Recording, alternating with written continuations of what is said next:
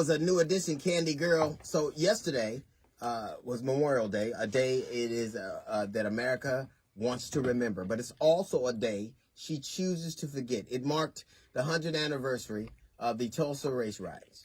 And the interesting thing about that is things have not really changed. Almost every day that America memorializes and chooses to remember, there's a tragedy associated with it.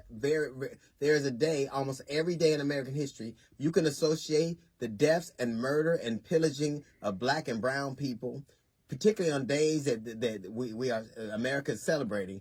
Then she also gets to forget. So Tulsa, Oklahoma, was a race riot. A wealthy area, what they call it the Black Wall Street, was decimated based on a white lie. They were bombed from the sky. They destroyed them. And then America did a couple of things. It pretended like it never happened. And then it relegates it to, well, what can we do?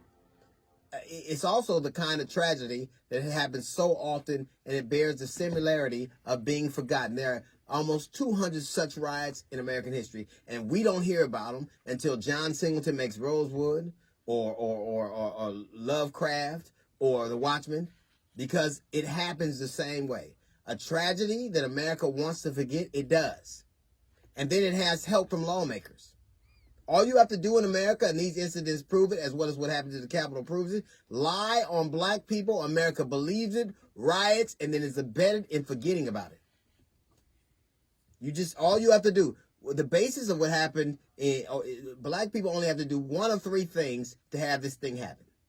They have to be lied on, they have to actually start to run successful business, or they have to exercise their right to vote.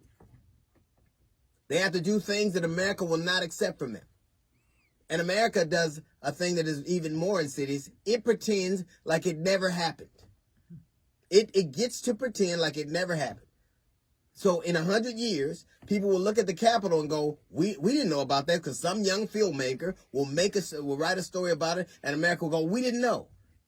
How is a country that's so adept at remembering always choosing selective amnesia? Why do they always do it? Even right now, based on a lie, they're seeking to strip the ability for black people to vote. And they're also seeking to strip history from its class. We don't want to talk about slavery anymore. That's a long time ago. You can't say that about Tulsa when people who were actually in that riot testified to Congress. And then you get to remember. So the same thing. You lie, you mob, you attack, and then you have accomplices go, nothing happened here.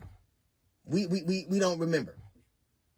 America never wants to reconcile itself. It gets to almost everything you celebrate, someone is crying behind.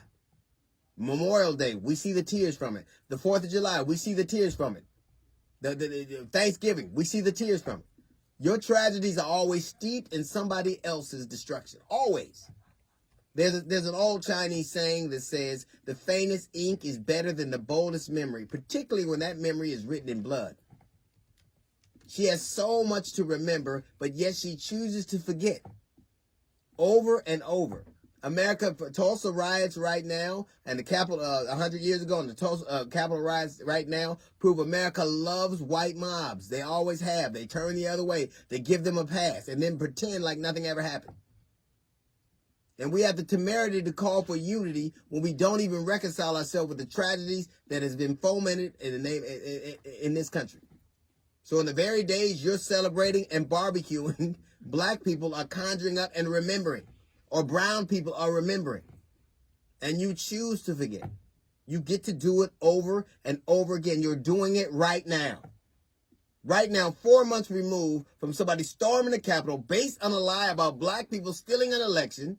You now are saying we don't need to go any further, and now we're gonna based on a lie make it harder for those black people to vote. The more America changes, the more she stays the same.